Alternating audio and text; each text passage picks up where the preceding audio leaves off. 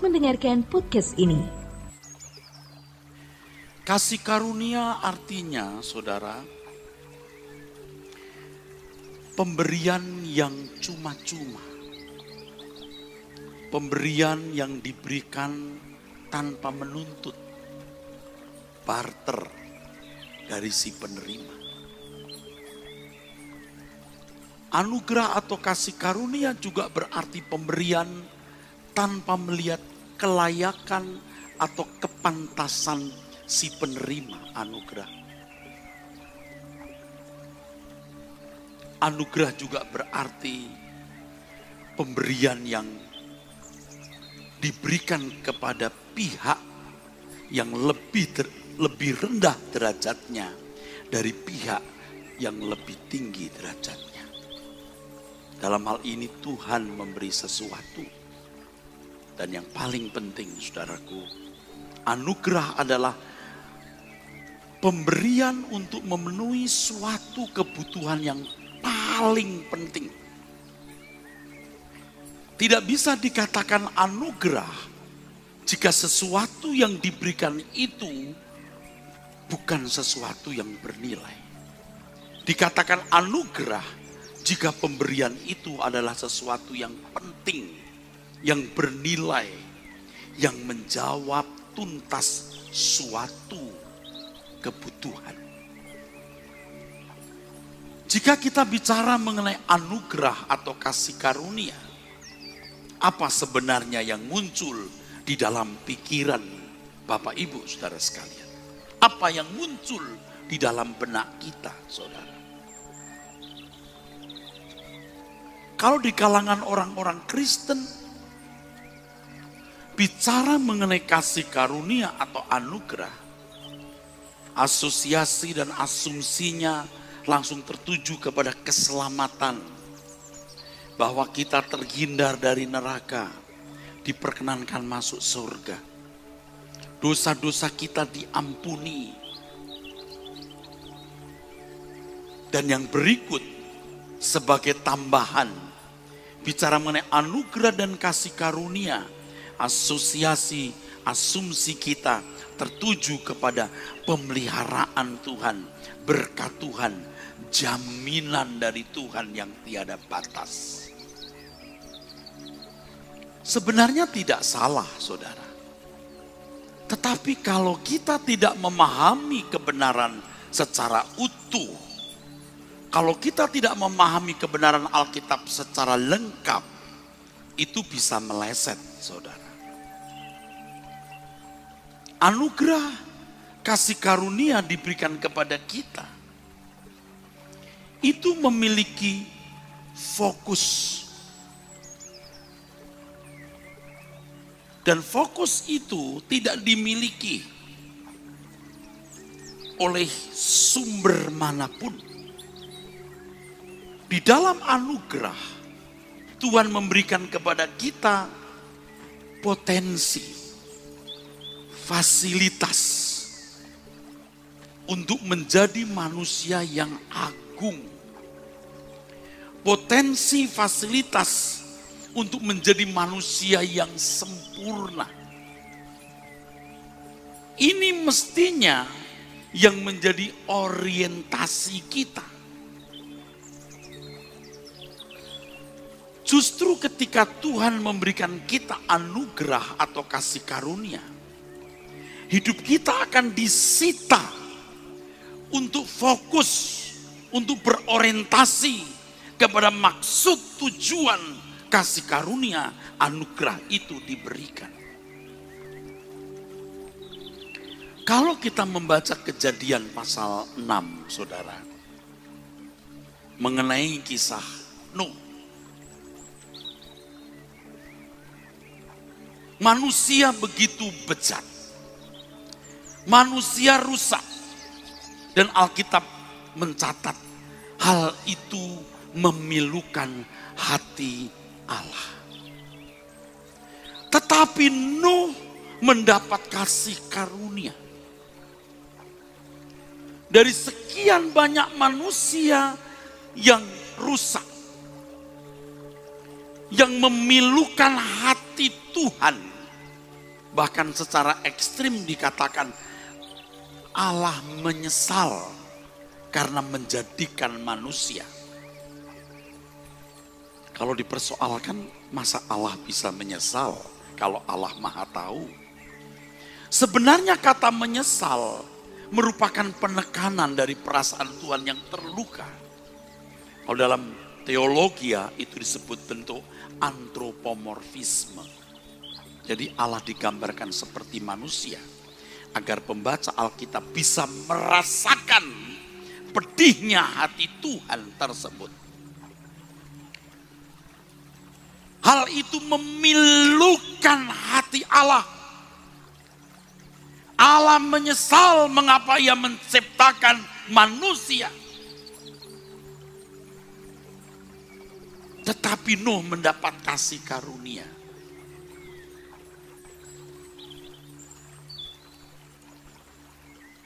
Justru ketika Nuh mendapat kasih karunia, hidup Nuh direnggut oleh kasih karunia itu. Sebab Nuh harus membuat bahtera, panjang, lebar, tinggi, dan isinya yang berpetak-petak harus persis seperti pola atau pattern yang Allah kehendaki atau Allah inginkan. Kasih karunia menempatkan Nuh kepada situasi hidup yang sulit. Dengan panjang perahu atau bahtera sekitar 150 meter.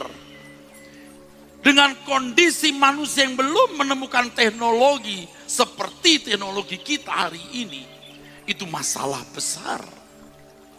Hari ke hari, minggu ke minggu, bulan ke bulan, tahun ke tahun. Saudara, hidup Nuh direnggut oleh tugas yang dipercayakan kepada Nuh untuk membuat bahtera. Ini prinsip penting, saudaraku. Ini prinsip penting. Ada lagu-lagu yang kita nyanyikan hari ini yang menunjuk Allah itu baik. Kita acungkan dua jempol kita, tadi kita katakan Allah itu baik. Tahukah saudara, apa baik itu menurut Tuhan? Jangan hanya baik menurut kita. Kalau anak-anak kita yang belum dewasa memahami kata baik belum tentu sesuai dengan baik menurut orang tua, bukan? Ini baik mama, itu nggak baik nak. Baik menurut siapa? Baik yang bagaimana? Kalau kita bicara mengenai Injil itu kabar baik, benar. Eu angelion, eu indah, beautiful, good. Angelion, news. Good news, berita baik. Baik menurut siapa? Baik yang bagaimana? Seperti misalnya dalam kitab Kejadian, Tuhan melihat Adam seorang diri tidak baik. Tidak baik untuk siapa? Apakah hanya tidak baik untuk Adam?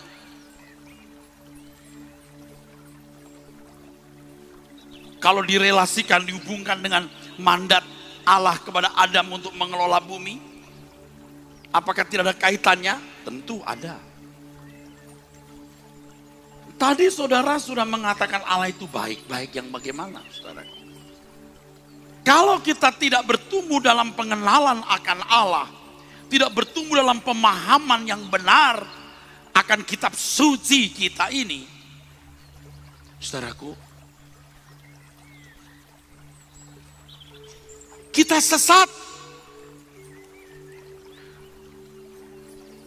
Kalau anak bungsu terhilang di luar kandang, di Lukas pasal 15, di luar rumah, si sulung hilang di dalam kandang. Dalam kisah anak yang terhilang, justru si sulung tidak pernah mendapat solusi. Nanti satu kali kita pelajari. Jangan saudara sesat di dalam gereja. Kita memiliki jargon-jargon kata yang bagus, yang kita pikir alkitabiah, padahal kita tidak memahami maksud kata kalimat yang kita ucapkan itu. Allah itu baik. Baik yang bagaimana? Baik menurut siapa? dalam konteks ini saya bicara mengenai anugerah atau kasih karunia. Baik menurut siapa? Baik yang bagaimana? Justru ketika Nuh mendapat kasih karunia, ia mendapat kesulitan. Dengan peralatan yang sangat sederhana, sangat konservatif, tepatnya sangat primitif, Nuh harus membangun bahtera yang besar. Hanya dengan istri, 3 anak dan menantunya. Alkitab mencatat ketika Nuh mengajak orang-orang masuk bahtera, orang-orang mengolok-olok Nuh. Dan memang tindakan perbuatan Nuh itu weird, aneh. Bisa membuat bahtera sebesar itu di dataran atau di daratan.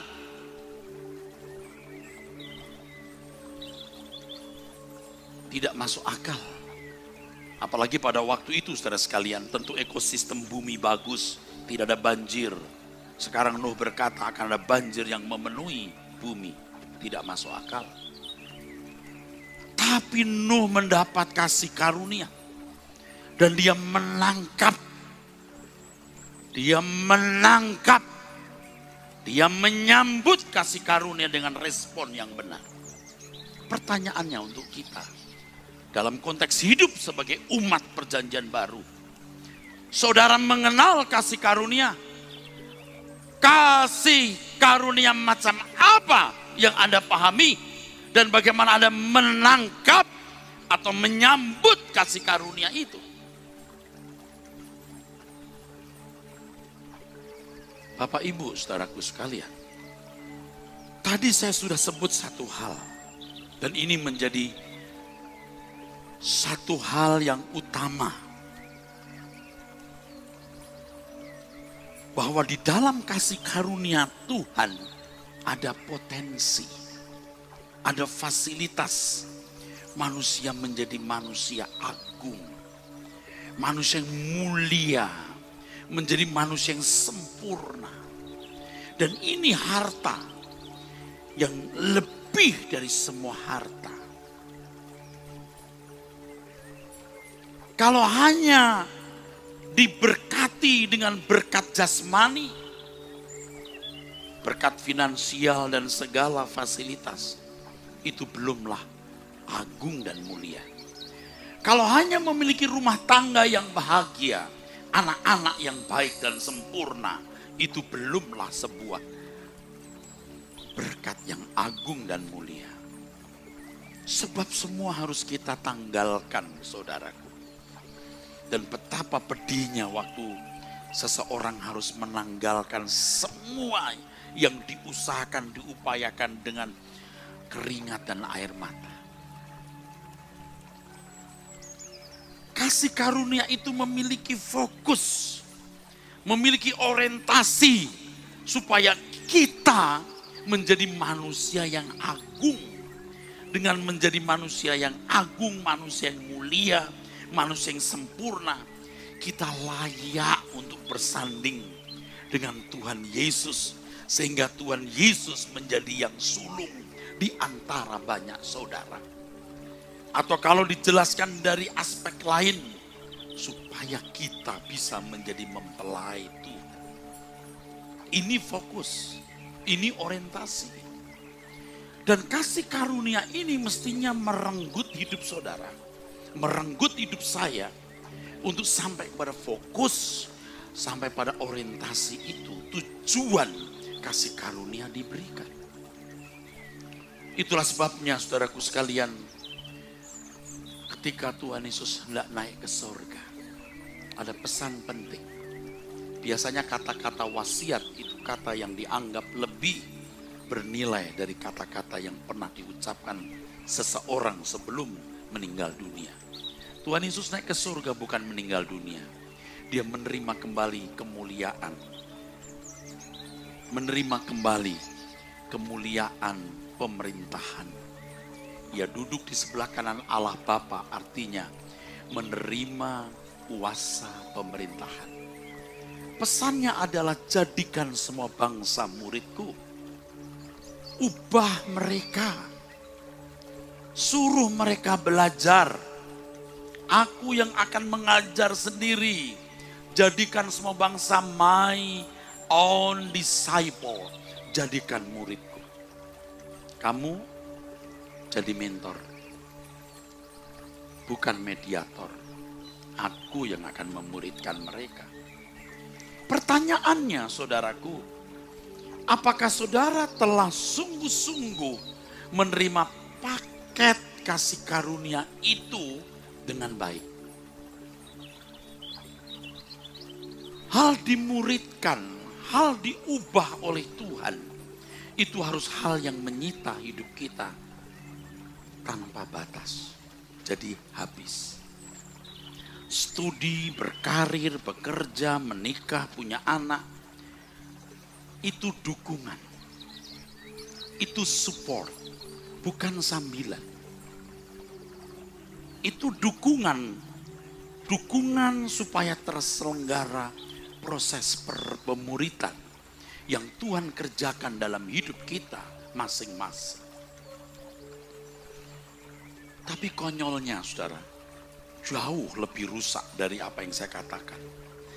Kalau studi, karir, bekerja harus jadi support, jadi sambilan saja salah. Apalagi kalau Tuhan yang jadi support. Tuhan yang jadi sambilan. Ke gereja itu sambilan. Ke gereja mencari Tuhan, berdoa, itu mendukung studi, sekolah, karir. Ini kan namanya meleset. Yang didukung itu terselenggaranya proses perubahan jadi manusia Allah. Di 70-80 tahun umur hidup kita ini, kita harus diproses begitu rupa yang akhirnya kita memiliki nurani Allah. Nurani ilahi yang dalam bahasa Yunaninya phroneo. Hendaklah kamu memiliki pikiran, perasaan Kristus. Ini pekerjaan yang luar biasa berat dan sulitnya. Cari nafkah itu sulit Pak, saya ngerti. Punya modal saja sekarang mau bisnis susah, apalagi tidak punya modal. Ya, jaga kesehatan saja bisa meleset sakit, apalagi kalau sembrono, saudaraku, dengan pola hidup, pola makan yang sembarangan. Saya mengerti sulit, saudara. Cari jodoh itu sulit. Yang cantik saja nganggur, apalagi yang geradakan tidak jelas.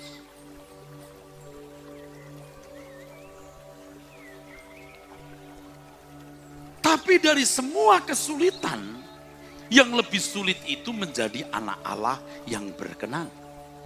Maka Alkitab berkata, cari dahulu kerajaan Allah. Utamakan ini. Semua akan ditambahkan. Ditambahkan itu bukan menjadi hadiah. Jangan salah. Ditambahkan itu supaya pergumulanmu menjadi anggota keluarga kerajaan Allah didukung. Anda tidak bisa mencari Tuhan, belajar firman dengan tubuh sakit, dengan ekonomi berantakan, dengan keadaan hubungan sesama rusak. Tidak bisa. Itulah sebabnya saudaraku, segala hal yang kita lakukan harus mendukung terselenggaranya proses untuk menjadi manusia agung yang Allah kehendaki. Jadi tidak berlebihan kalau Paulus berkata, baik kau makan atau minum atau melakukan sesuatu yang lain, lakukan semua untuk kemuliaan Allah. Kita boleh tepuk tangan. Anda tidak sadar banyak khotbah-khotbah yang meleset. Seakan-akan itu standar, tapi meleset. Disoriented. Meleset. Sekarang saya tunjukkan kepada saudara bahwa perjalanan hidupmu yang singkat dan sekali-kalinya ini semata-mata hanya untuk merubah nuranimu. Dari nurani orang berdosa menjadi nurani Allah. Dan orang yang bernurani Allah layak disebut anak-anak Allah. Jangan hidup wajar seperti manusia lain. Jangan hidup wajar seperti manusia lain. Sebab Anda orang yang tidak wajar akan Anda punya kasih karunia. Kasih karunia membuat kita tidak wajar. Sebab kasih karunia akan merenggut hidupmu. Jadi tidak heran kalau di dalam Lukas pasal 14. Lukas 14 ayat 33. Boleh ditampilkan di layar walaupun saya tidak membacanya. Firman Tuhan mengatakan, barang siapa tidak melepaskan dirinya dari segala miliknya, tidak dapat jadi muridku. Melepaskan diri dari segala milik. Fokus hidup saudara harus hanya satu. Bagaimana proses perubahan itu berlangsung. Tepuk tangan. Saudara tidak akan pernah menyesal dengan mengerti kebenaran ini dan melakukannya. Suatu hari Anda akan pulang dengan tangan kosong. Artinya tidak ada satu lembar rupiah yang Anda bawa. Tidak ada selembar benang pun yang Anda kenakan, saudaraku. Tetapi nurani yang diubah menjadi harta abadi. Kalau Tuhan Yesus berkata mata adalah pelita tubuh. Jika matamu terang, teranglah seluruh tubuhmu. Jika matamu gelap, gelaplah seluruh tubuhmu. Itu mata pengertian. Mata itu nurani. Ingat, roh manusia, pelita Tuhan. Nesyamah manusia, pelita Tuhan. Nuranimu menjadi nurani Allah. Sehingga engkau mengerti apa yang baik, yang berkenan dan yang sempurna. Engkau dan aku bukan hanya mengerti hukum dan hidup sesuai dengan hukum itu. Tapi kita mampu mengerti apa yang Allah inginkan. Kalau hanya menjadi orang baik, agama mengajarkan kebaikan. Dan banyak orang baik di dunia ini yang patut mendapat 2 jempol, bahkan 4 jempol dengan jempol kaki. Biarin sekalian. Tapi orang Kristen cuma 1 jempol. Jempolnya Tuhan. Pada akhirnya hanya satu hal yang Anda harus capai. Ketika Tuhan memberikan sertifikat. Sertifikat yang berbunyi, ini anakku yang kukasihi, kepadanya aku berkenan. Kurang dari itu jangan meninggal dunia dulu. Amin. Jangan meninggal dunia sebelum punya sertifikat ini. Jangan tenang, jangan merasa nyaman sebelum engkau punya sertifikat yang berbunyi, ini anakku yang kukasihi, kepadanya aku berkenan. Dan saya percaya sebagian besar saudara belum.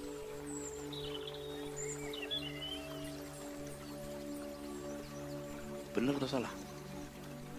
Sebagian besar saudara belum. Benar salah? Apakah saudara sudah mendapat sertifikat pengakuan dari Tuhan? Ini anakku yang kukasih, kepadanya aku berkenan. Sudah belum? Sudah belum? Katakan dengan jujur, sudah belum? Belum. Tadi saya berbicara dengan bapak-bapak, kita jangan tenggelam dengan teknik gereja, teknik pelayanan.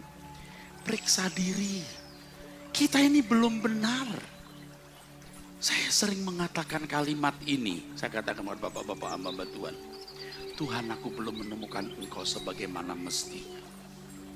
Aku belum sempurna sebagaimana yang kau inginkan. Aku belum benar-benar lurus seperti yang kau kehendaki. Beri aku kesempatan Tuhan. Sebelum aku menutup mata, buat aku mencapainya Tuhan.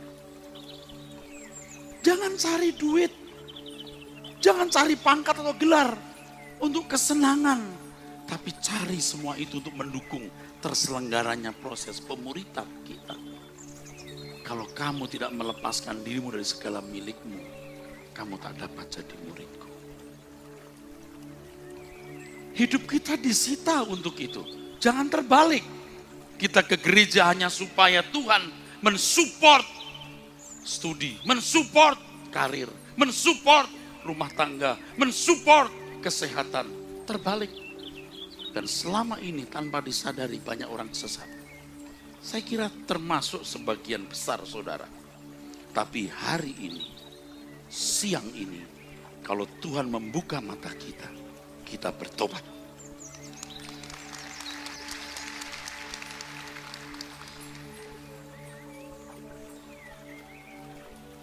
Ada satu hal yang harus kita capai. Bagaimana Tuhan memberikan kepada kita pengakuan. Ini anakku yang kukasihi, kepadanya aku berkenan. Ini ayat 33 dari Lukas pasal 14. Coba dari ayat 25, saudaraku sekalian. Mari kita lihat. Pada suatu kali banyak orang berduyun-duyun mengikuti Tuhan Yesus.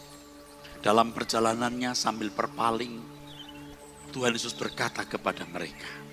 Ayat 26. Jikalau seorang datang kepadaku dan ia tidak membenci bapaknya, ibunya, istrinya, anak-anaknya, saudara-saudaranya laki-laki atau perempuan, bahkan nyawanya sendiri, ia tidak dapat menjadi muridku. Ketertarikanmu kepada proyek Tuhan yang oleh karenanya dia mati di kayu salib. Ketertarikanmu kepada proyek Tuhan yang karenanya dia mati di kayu salib bisa memberikan kita kasih karunia, harus melebihi ketertarikanmu kepada apapun dan siapapun. Bahkan lebih dari engkau mencintai nyawamu sendiri. Ayo kita rubah, saudaraku sekalian. Sebab ini kesempatan yang luar biasa. Ibarat orang sekolah, saudara. Kematian Tuhan Yesus di kayu salib itu menyediakan uang sekolah. Tapi jangan berpikir itu juga uang untuk membeli nilai. Nilai kamu cari sendiri. Kalau Tuhan Yesus tidak mati di kayu salib, tidak ada proses untuk mengembalikan manusia menjadi manusia agung sesuai rancangan Allah. Tidak ada, saudara. Itulah sebabnya di Ibrani pasal 12. Dari ayat yang kedua firman Tuhan mengatakan, pandanglah dia yang dengan tekun memikul salib. Yang membawa iman kamu kepada kesempurnaan. Iman yang sempurna. Artinya ketaatan, penurutan terhadap kehendak Allah. Seperti Tuhan Yesus yang prinsipnya, makananku melakukan kehendak Bapa dan menyelesaikan pekerjaannya. Dalam pergumulan kamu melawan dosa, kamu belum sampai mencucurkan darah. Kamu belum all out. Untuk banyak hal engkau all out. Untuk banyak hal engkau habis-habisan.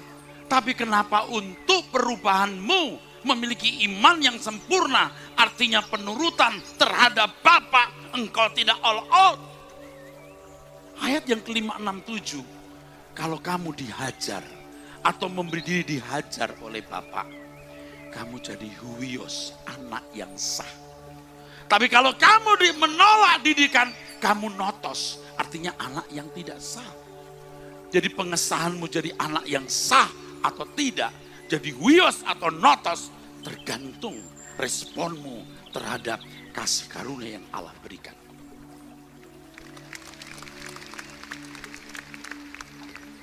Hidup ini setelah jadi Kristen hanya untuk itu. Hanya untuk itu. Kalau Anda punya proyek lain, jangan jadi Kristen. Untuk apa jadi Kristen kalau Tuhan beragama? Dan ini satu keagungan yang luar biasa. Karena hal itu mempersiapkan kekekalanmu.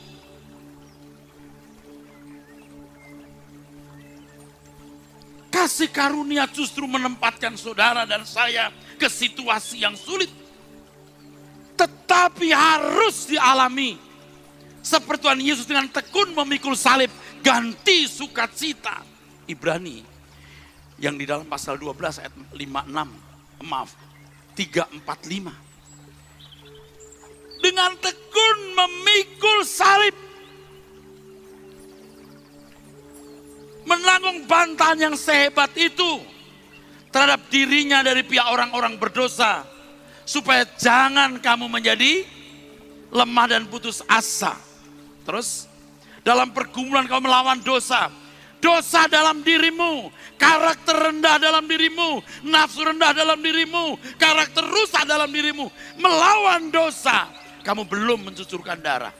Atau kamu putus asa dan berkata, memang saya manusia yang penuh kekurangan dan kelemahan.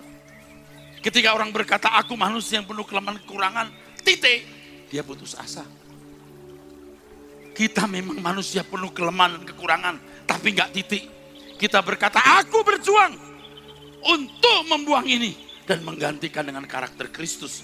Supaya suatu hari aku bisa berkata, hidupku bukan aku lagi, tapi Kristus yang hidup dalam aku. Anda datang ke gereja ini untuk sekolah Alkitab. Inilah sekolah Alkitab. Bukan hanya untuk ikut kebaktian atau misa. Camkan ini.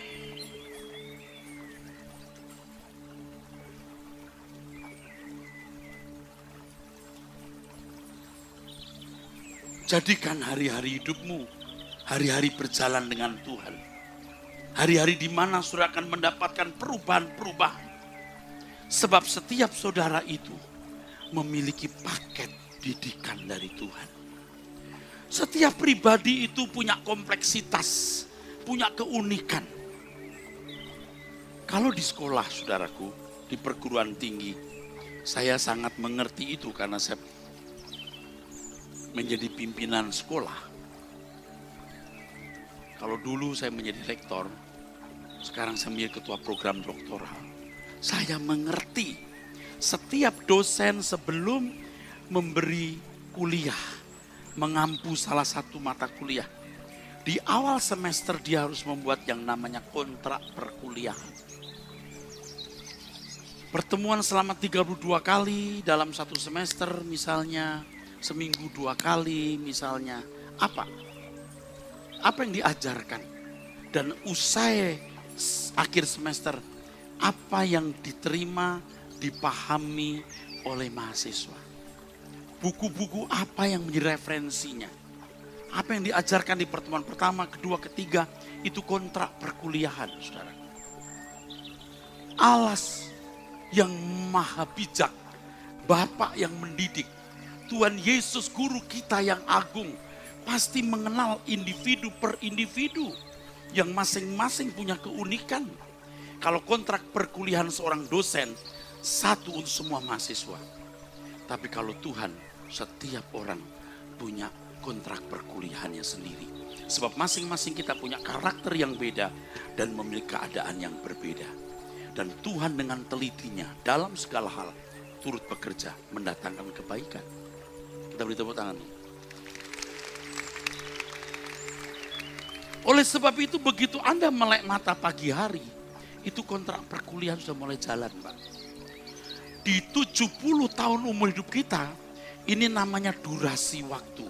Dalam bahasa Yunani, hora. Ada hora.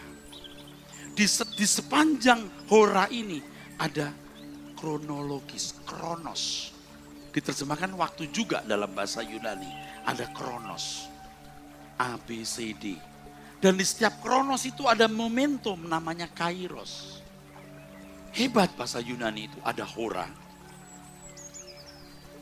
Itu bicara soal durasi. Ada kronologi, kronos. Dan di setiap kronos ada kairos, momentum. Kapan membentuk orang ini? Bagaimana mengubah orang ini? Jadi kalau orang berkata, Tuhan ubah aku, maka ada peristiwa-peristiwa yang di luar dugaan sudah terjadi. Dan ketika Anda menghadapi hal-hal tersebut, mestinya saudara mempersoalkan bagian mana dalam hidupku yang mau diubah Tuhan. Jangan marah, jangan bersungut-sungut. Jangan cepat-cepat berkata, Tuhan tolong lepaskan aku dari masalah ini. Tapi katakan, Tuhan, bagian mana dalam hidupku yang kau tidak ubah. Karena di situ Tuhan sedang mempraktekkan kontrak perkuliahannya untuk saudara yang menjadi murid-muridnya. Tergantung respon saudara.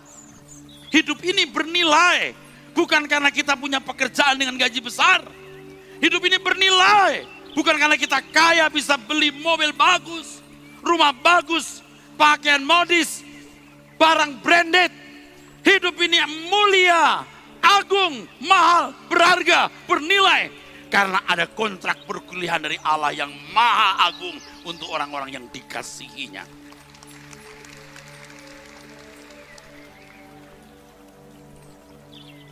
Masih bersama saya? Masih bersama saya? Kebenaran ini mahal sekali, saudara. Kalau saudara tidak memberikan segenap hidupmu untuk disita Tuhan, engkau gagal menerima kasih karunia ini. Engkau menyia-nyiakan keselamatan ini. Sama seperti orang tua kerja keras, capek-capek, lalu anak tidak mau sekolah, jadi kere, gembel juga. Tuhan bisa mati dan telah mati di kayu salib. Tapi kalau saudara tidak menyambut dengan benar, Anda tidak akan pernah menerima isi dari kasih karunia ini. Bapa, ajarku pahami rencanamu mulia. Bapa inginkan aku menjadi rancangan semula, walaupun itu mustahil dengan kekuatanku, tapi tiada yang mustahil apapun bagimu.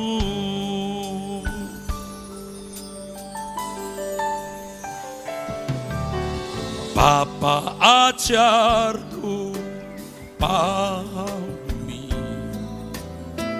rencanamu mulia. Bapa inginkan aku menjadi rancangan semula, walaupun itu mustahil dengan kekuatanku, tapi tiada yang mustahil apapun bagimu. Roh Kudus dalamku, Kau meteraikan, pimpin ke dalam seluruh kebenaran. Kuasa firman-Mu membuka mataku agar aku mengerti kehendak-Mu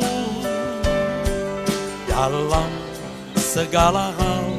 Bapakku turut bekerja supaya aku jadi sempurna. Roh Kudus dalamku, Kau meteraikan, pimpin ke dalam seluruh kebenaran. Kuasa firman-Mu membuka mataku agar aku mengerti kehendak-Mu dalam segala hal. Bapakku turut bekerja supaya aku jadi sempurna. Siapa manusia yang dimeteraikan Roh Kudus? Hanya orang yang menerima Yesus sebagai Tuhan. Siapa yang bisa mengerti firman Tuhan?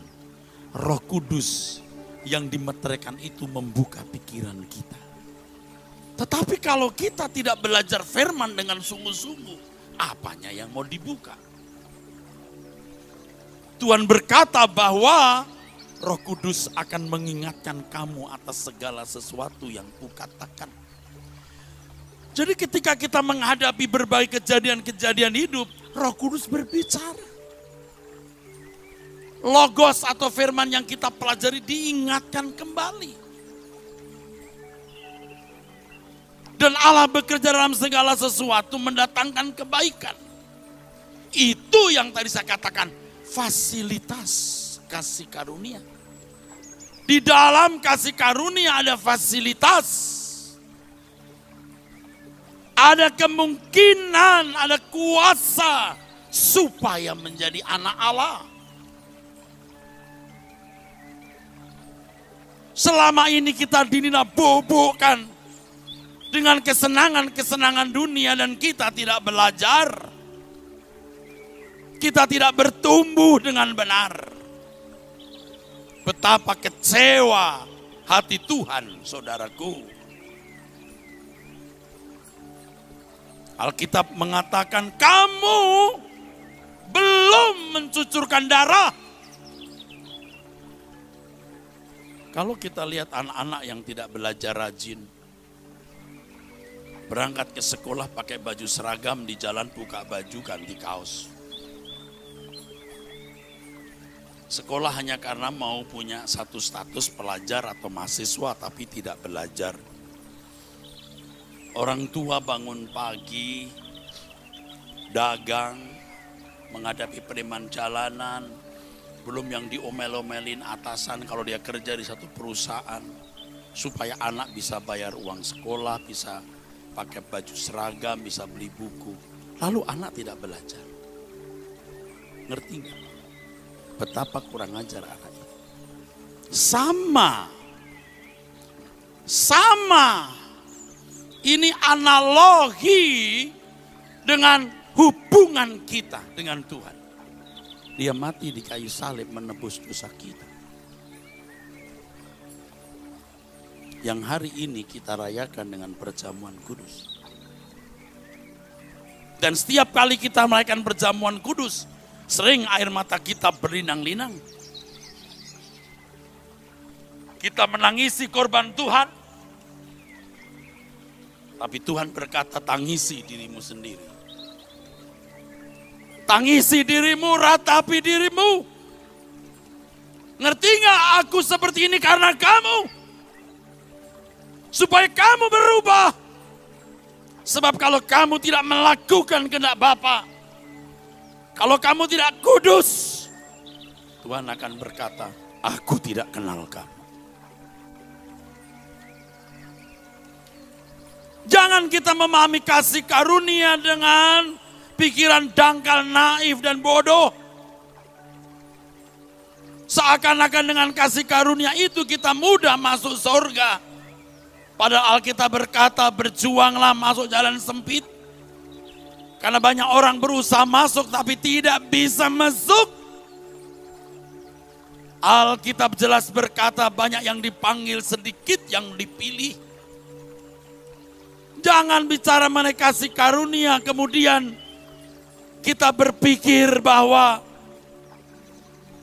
masuk surga itu gampang.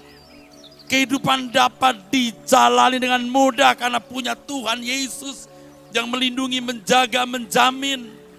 Kita tidak tahu orientasi, fokus dari kasih karunia itu. Hari ini pikiran kita harus kita buka. Hari ini Tuhan berbicara kepada kita untuk mengerti.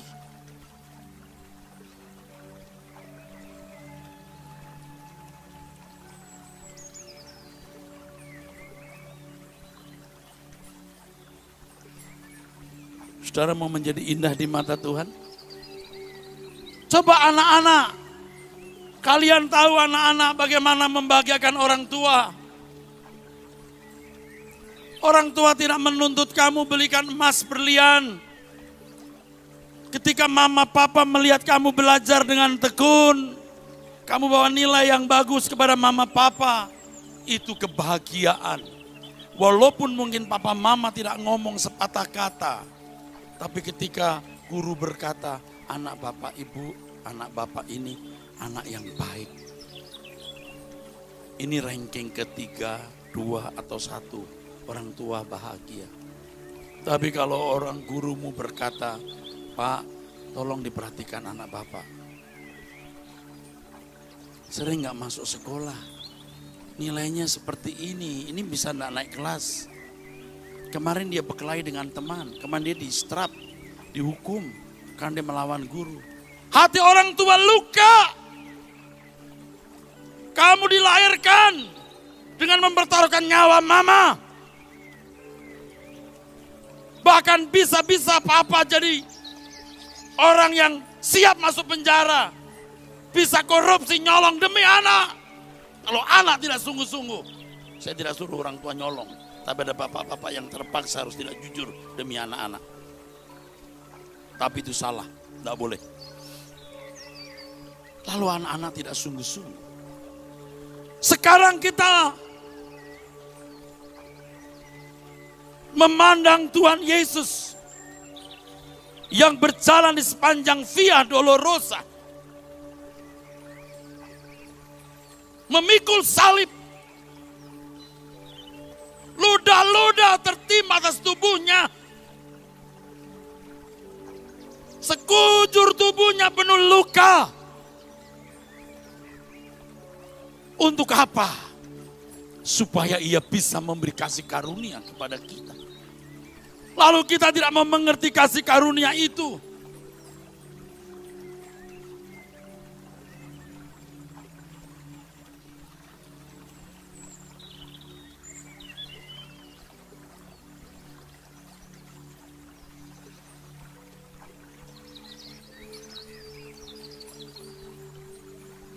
Kita melukai Tuhan bertahun-tahun.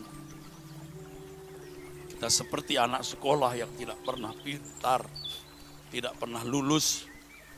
Kita makin tua bukan makin berkenan, tapi makin rusak. Di jalan terjal berdebu, tertatih-tatih langkahmu. Anak manusia pikul salibnya.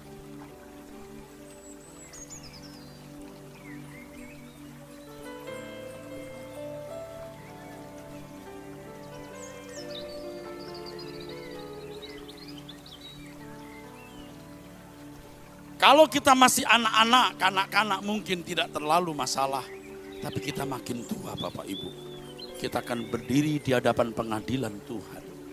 Berkenankah kita di hadapan Tuhan?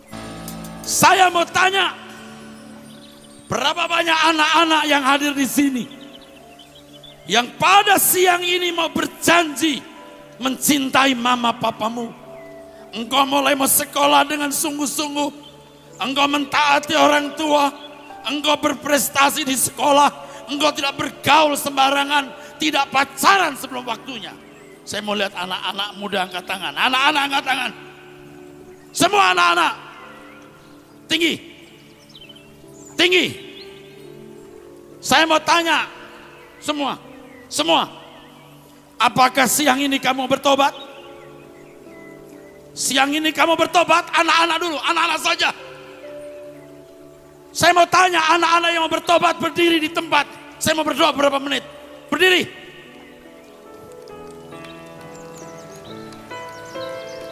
Silama stenos tiko pibar. Taruh tanganmu di dada. Jangan bercanda. Jangan bercanda. Anak-anak yang mau bertobat, taruh tanganmu di dada, katakan, Tuhan, aku berdoa untuk mama dan papaku.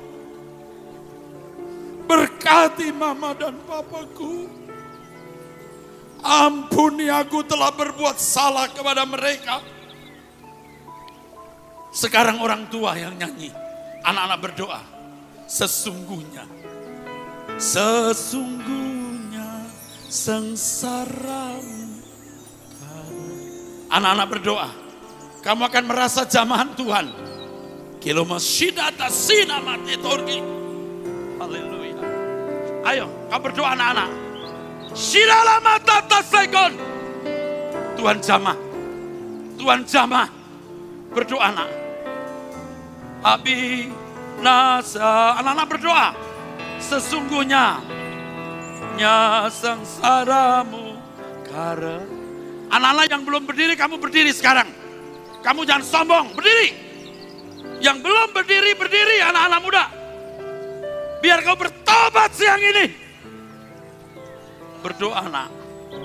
Kamu jangan malu menangis. Jangan malu biar Tuhan jamah.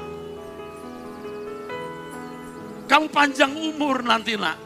Biar kamu sukses anakku. Sengsaramu karena Silomi Sandinos. Terus nak, kamu berdoa. Di hari perjamuan kudus, kamu akan menjadi hadiah yang paling membahagiakan orang tuamu. Orang tuamu akan berkata, aku tidak menyesal melahirkan kamu. Saya lihat anak-anak yang menitikan air mata. Jangan malu menangis, nak. Hiroshana kata tamu sinam. Kamu bayangkan wajah mama papamu. Kau lihat betapa mereka telah berjuang, berkorban untukmu. Hilo masyakino. Kamu sayang mama papa. Kamu akan diberkati Tuhan, anakku. Kamu akan menjadi penjaga mama dan papa di hari tuanya. Dan mereka akan melihat mereka tidak menyesal memiliki anak engkau. Sesungguhnya sengsara. Haleluya. Biar anak-anak yang diberkati. Engkau sukses. Engkau berhasil. Engkau tidak akan lama melihat mama papa. Begitu kamu besar sedikit, mama papa sudah tua dan meninggal dunia. Tapi sebelum mereka meninggal dunia, mereka akan melihat kamu diberkati Tuhan. Kamu menjagai mama dan papa. Aku berdoa untuk kau, anakku. Kamu akan menjadi seperti mercusuar. Oleh masyatinus. Lepaskan doamu. Lepaskan tangis air matamu. Biar sampai ke tahta Bapa di surga. Lihatlah perjuangan orang tuamu yang tiada batas untukmu. Kisinom tap. Terus anak-anak berdoa. Sesungguhnya, orang tua nyanyi. Sesungguhnya sengsara. Hati-hati jaga dirimu, anakku. Biar engkau dipelihara secara istimewa oleh Tuhan. Ku berkati hidupmu, ku berkati engkau dalam nama Tuhan Yesus Kristus. Sekarang orang tua, bagaimana anak-anak bisa masuk surga kalau orang tuanya masuk neraka? Siapa yang menjadi contoh kalau bukan kita? Kesabaranmu, kerukunanmu antara suami istri, kesucian hidupmu, perkataanmu dalam segala hal. Tuhan Yesus telah mati di kayu salib untuk kita. Bukan untuk dirinya sendiri. Tuhan mati untuk kita. Saya percaya ada orang-orang tua yang dijamah Tuhan. Luar biasa. Hari ini menjadi hari pertobatan kita. Kasih karunia yang Tuhan berikan tidak sia-sia untuk kita. Tuhan ada di tengah-tengah kita hari ini. Berapa banyak Bapak Ibu orang tua yang mau sungguh-sungguh berbalik kepada Tuhan.